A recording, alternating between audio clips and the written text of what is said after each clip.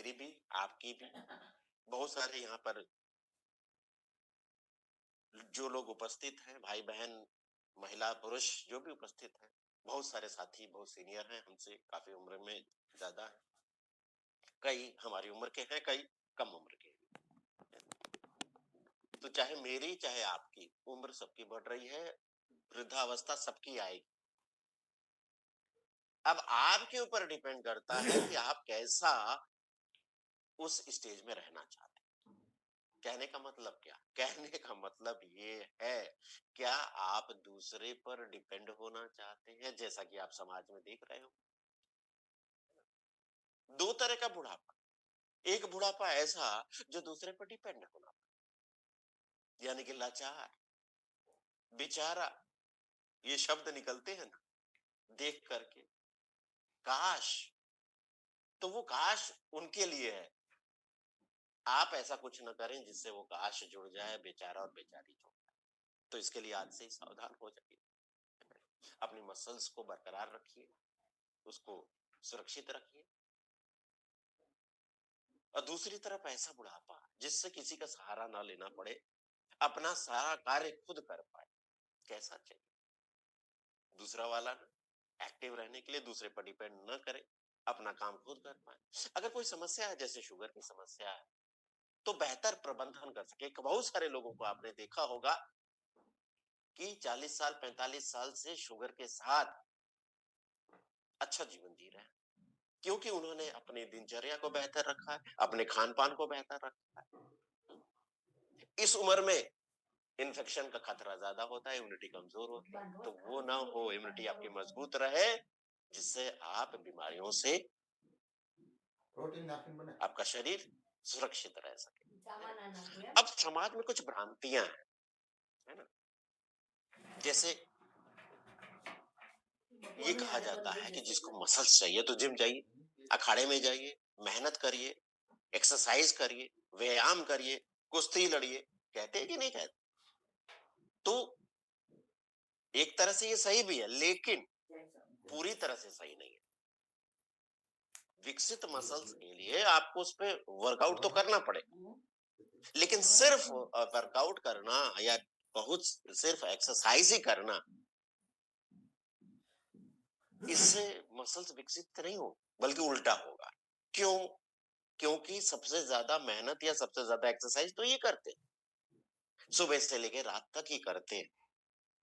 अगर ये बात सही रहती सिर्फ, तो सबसे ज्यादा डोले शोले, सिक्स पैक, एट पैक इन्हीं के तो होने चाहिए थे, लेकिन ऐसा तो नहीं। बल्कि प्रोटीन ना मिलने की वजह से मांसपेशियों की हानि हो गई, जिसे स्किन ने साथ छोड़ दिया, है ना? समय से पहले बूढ़े नजर आने लगे, कमजोर हो गए, है ना? तो सिर्फ शारीरिक कार्य करने से, मेहनत करने से, एक्सरसाइज करने से मांसपेशियों की हानि होती है। दूसरी तरफ ये भी भ्रांति आप देखें कि मांसपेशियों का विकास चाहिए तो प्रोटीन चाहिए, ये भी बात सही है, लेकिन पूरी तरह से सही नहीं। क्योंकि सिर्फ हम प्रोटीन लेंगे और कुछ नहीं करेंगे, एक्सरसाइज नहीं करेंगे, फिजिकल एक्टिविटीज आपकी नहीं रहेंगी, कोई व्यायाम नहीं होगा, तो प्रोटीन भी क्या करता है? प्रोटीन शरीर में जाने के बाद जब आप उसकी खपत नहीं होगी, तो वो भी फैट में इकट्ठा हो जाता है? शरीर फिर ऐसे थुलथुल हो जाएगा, ऐसा शरीर हो जाएगा। और ऐसा शरीर पाना चाहेंगे क्या? बीमारियों को दावत देने वाला? नहीं, नहीं, है ना? तो जरूरी क्या है, आवश्यक क्या है, इंपॉर्टेंट क्या है? ये दोनों का बैलेंस। मतलब क्या? प्रोटीन का सेवन और एक्सरसाइज, व्यायाम, दोनों का होना जरूरी है। अब हमें कितना चाहिए? तो जो आईसीएमआर और विश्व स्वास्थ्य संगठन, इसके द्वारा जो गाइडलाइन जारी की गई है, उसमें यह बताया गया है कि हमें रोजाना डेली 0.8 ग्राम पर केजी, यानी कि आपके शरीर का जितना वजन है पर केजी वजन के हिसाब से 0.8 ग्राम प्रोटीन की जरूरत।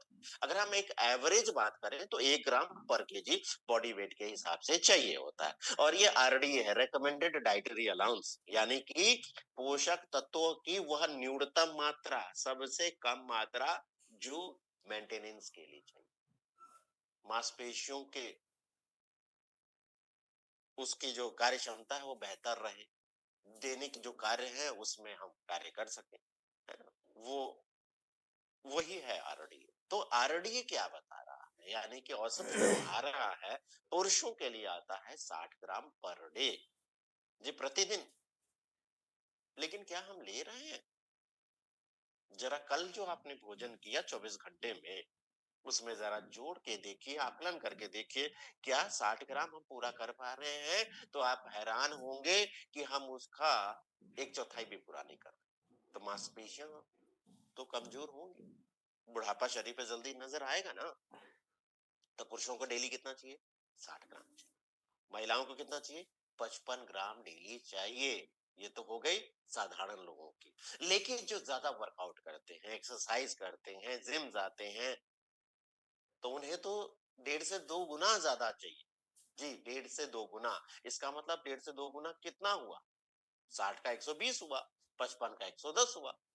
हाँ, तो 120 ग्राम तक, यहाँ तक कि कई लोग तो इससे भी ज्यादा लेते हैं। इतना चाहिए ही चाहिए, तो रिक्वायरमेंट है। और आप ये भी जानते हो कि जो लोग एक्सरसाइज करते हैं, हैवी एक्सेस मतलब कि वजन उठाने वाला एक्सरसाइज करते हैं ना, उन्हें ज्यादा चाहिए होता है प्रोटीन, पहले भी चाहिए होता है, उसके बाद भी चाहिए होता है। लेकिन हमें एक्सरसाइज कहते तो हैं कि करना चाहिए, तो कितना करना चाहिए, कितना करने की जरूरत है? तो आइए हम देखते हैं। बच्चों के लिए 1 घंटा। लेकिन आजकल क्या सच में, जब हम उम्र में छोटे थे, यानी कि यहाँ पर जितने भी साथी 45 साल से ऊपर के होंगे, जरा याद करिए, जब आप छोटे थे तो हम लोग सीधे स्कूल से आने के बाद बैग फेंक के सीधे भागते थे बाहर, किस लिए? खेलने के लिए। चाहे क्रिकेट खेलना हो, चाहे फुटबॉल खेलना हो, और भी कुछ अलग अलग तरह के गेम्स खेलने के लिए जाते। लेकिन आजकल बच्चे आते ही ढूंढेंगे कंप्यूटर, लैपटॉप या मोबाइल। ठीक है, आजकल की जरूरत है, मैं मानता। लेकिन क्या 24 घंटे में 1 घंटा नहीं निकाला जा सकता? निकाला जा सकता है। तो उसमें बच्चों को दौड़ना, डांस करना, ये तो घर के अंदर किया जा सकता है ना। स्विमिंग सिखाई जा सकती है, रस्सी कूदना, साइकिल चलाना। आजकल तो बच्चे साइकिल भी नहीं चला रहे। आप भेजिए ना किसी को कि जरा ये वहां से सामान एक लेके आओ, और कुछ मत बोलिएगा, देखिए कैसे जाते। वो सीधे बाइक या स्कूटी उठाएगा बच्चा, और वो भी किक नहीं लगाते, बटन दबाते चलते। हो रहा है कि नहीं हो रहा? तो दौड़ना, डांस करना, तैराकी, रस्सी कूदना, साइकिल चलाना, ये सब करके पूरे दिन में ये 1 घंटा कर लें, तो उनकी दिन भर की जो जरूरत है वो पूरी हो रही है। इसके साथ किशोर अवस्था में देखें, वैसे तो इसमें एक्टिव रहते ही हैं बच्चे, है ना। तो इसमें दौड़ना, डांस करना है, तैराकी, रस्सी कूदना, साइकिल चलाना, और सीढ़ियां चढ़ना। घर में सीढ़ियां हैं तो नाप लीजिए, मतलब गिन लीजिए, और उसके अनुसार सीढ़ियां चढ़ना, ये कर सकते हैं। अब एडल्ट हैं, तो ऐसे लोगों से जब बात करेंगे तो बोले फुर्सत ही नहीं है, टाइम ही नहीं मिलता। कहते कि नहीं कहते? तो ये दिन भर में रूटीन में शामिल किया जा सकता है। आप कहीं पर भी जाते हैं, सीढ़ियां चढ़ सकते हैं, उसमें लिफ्ट का ना इस्तेमाल करके 1-2 फ्लोर सीढ़ियां चढ़ सकते हैं, ज्यादा नहीं जाना होता, है ना। आप सुबह थोड़ा सा समय निकाल के जॉगिंग कर सकते हैं, या घर में थोड़ा सा अकेले हैं तो म्यूजिक चला के डांस कर सकते हैं, है ना।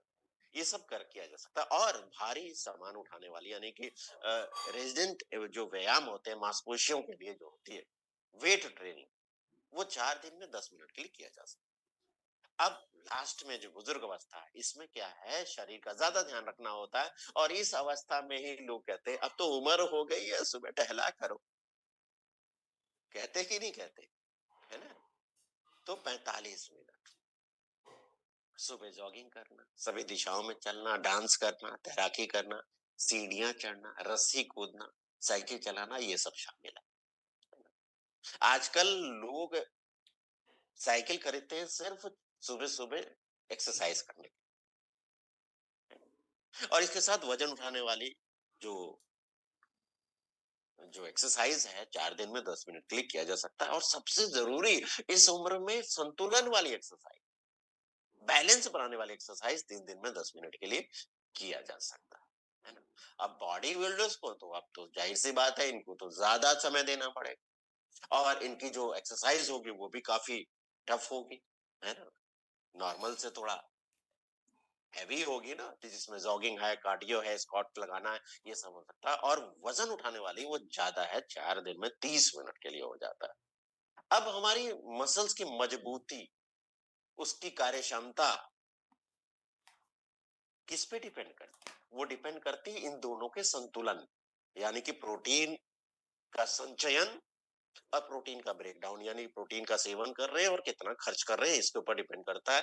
तो आप जितना संचयन करते हैं, जितना प्रोटीन लेंगे, तो मांसपेशियों में मदद मिलेगी, साथ में एक्सरसाइज करेंगे। अब पता चला आप प्रोटीन ज्यादा ले रहे हैं और एक्सरसाइज कम कर रहे हैं, तो क्या होगा? क्या होगा? शरीर में मोटापा आएगा। बैलेंस रखना जरूरी है। अब दूसरी तरफ ये भी आपने देखा कि अगर हम एक्सरसाइज बहुत ज्यादा कर रहे हैं और प्रोटीन ना ले रहे हैं, तो मांसपेशियों की हानि होगी ना, तो ये तो बैलेंस करना था। और इसके लिए सबसे अच्छा क्या है? वो है प्रोटीन। तो प्रोटीन बना कैसे? थोड़ी सी इसकी भी जानकारी ले लेते हैं। प्रोटीन बना है 20 तरह के एमिनो एसिड्स, जी, जिसको हम दो भागों में बांटते हैं, एक एसेंशियल, एक नॉन एसेंशियल। एक जरूरी, एक अन्य जरूरी, मतलब नहीं जरूरी नहीं है, लेकिन जो जरूरी नहीं है, यानी कि नॉन एसेंशियल है, जो इतना इंपॉर्टेंट नहीं है, वो हमारा शरीर बना ले। जी, हमारा शरीर बना ले, तो कौन बनाता है? लीवर बनाता है। और जो जरूरी है, उसे हमें आहार से लेना पड़ता, भोजन से लेना पड़ता। लेकिन हम जो भोजन ले रहे हैं, क्या उसमें सभी आवश्यक एमिनो एसिड उपलब्ध है? ये हमें कैसे पता चलेगा? कैसे पता चलेगा? तो पता चलेगा इस वैल्यू से, इस मापदंड से, जिसका नाम है PDCAAS. P D C A S, PDCAAS, इससे पता चलेगा। यानी कि protein digestibility corrected amino acid score, यानी कि नाम से ही पता चल रहा है ना, प्रोटीन डाइजेस्टिबिलिटी, यानी कि प्रोटीन की पाचन शक्ति बेहतर। करेक्टेड अमीनो एसिड स्कोर, यानी कि सभी एसेंशियल अमीनो एसिड उपलब्ध हो सके। तो पीडिकास 1 वाले प्रोटीन कौन से हैं? पीडिकास 1 वाले प्रोटीन है ये 3, आइसोलेटेड सोय प्रोटीन, वे प्रोटीन और केसीन, ये 3 है। लेकिन क्या जो हम भोजन ले रहे हैं उसका पीडिकास 1 है?